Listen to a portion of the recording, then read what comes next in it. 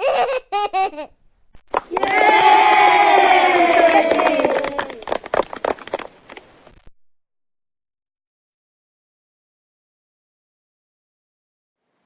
he said, the concept of bringing love to Newark just seemed to be filling my mind and my heart, so that's what this is supposed to be about. They might have all kinds of negative stories to tell young people about themselves that come from Newark, New Jersey. But I was born and raised in Newark. We're here in what is going to be my birthday week, because my birthday is Sunday. Woo!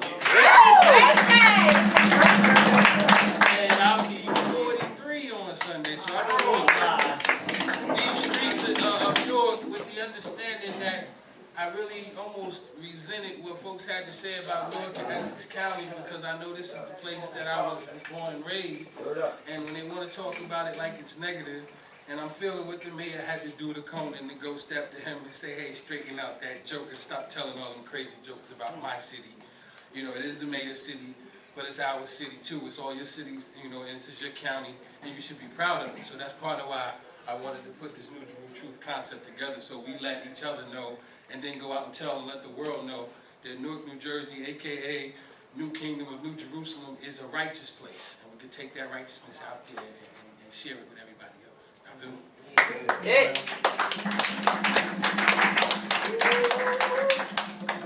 What I'm going to share with y'all is something from part of a study group that I'm involved in on Tuesday evenings.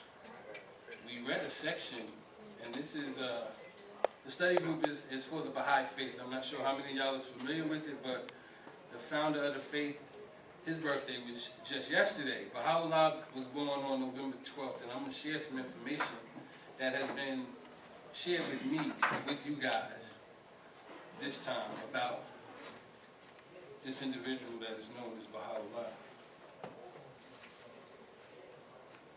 It's a concept of what I want you guys to recognize, that the pain and the suffering or the struggle that you might feel like you got to go through. Some of you who've been in the Corps heard me say certain things about, you know, you're going to have to struggle with the desire and the will.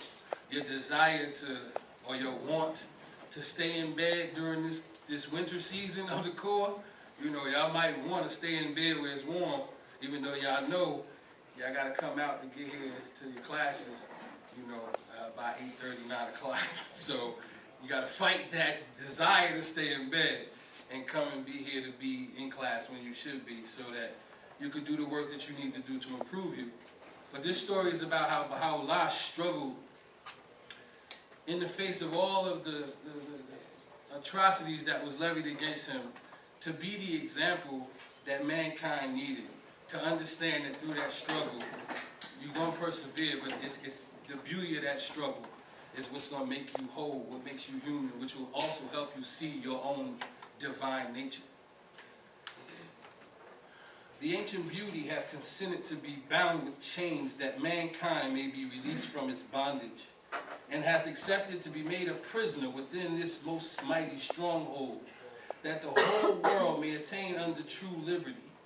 He has drained to its dregs the cup of sorrow, that all the peoples of the earth may attain unto abiding joy, and be filled with gladness. This is the mercy of your Lord, the compassionate, the most merciful. We have accepted to be abased, O believers in the unity of God, that ye may be exalted, and have suffered manifold afflictions, that ye may prosper and flourish. He who hath come to build anew the whole world, behold, how they have joined partners with God, have forced him to dwell within the most desolate of cities. The story goes that Baha'u'llah was calling himself this new unifier of all mankind at the day and time that he was born, or had revealed himself as a manifestation of God, and in doing so, brought upon himself the persecution of the government of Iran. And they send him from place to place. And so, as I'm learning this man's struggle, this true force of nature, of righteousness, and the struggle that he went to ensure that his message was delivered, I'm inspired myself to realize that my struggles are nothing compared to the struggles of being chained and put into dungeons and to, you know, to go through some of the things that he went through. So learning that lesson is a very similar lesson and story to that of Jesus Christ and to almost every, and Muhammad, the prophet, peace and blessings upon all of them, to recognize that we as human beings born in this day and time have to know that we are here charged with the task of being more, better. The root is noble, to be noble. That's what this whole open mic concept is about. The brothers Kenny and Lloyd showed up here, and I'm glad they're here.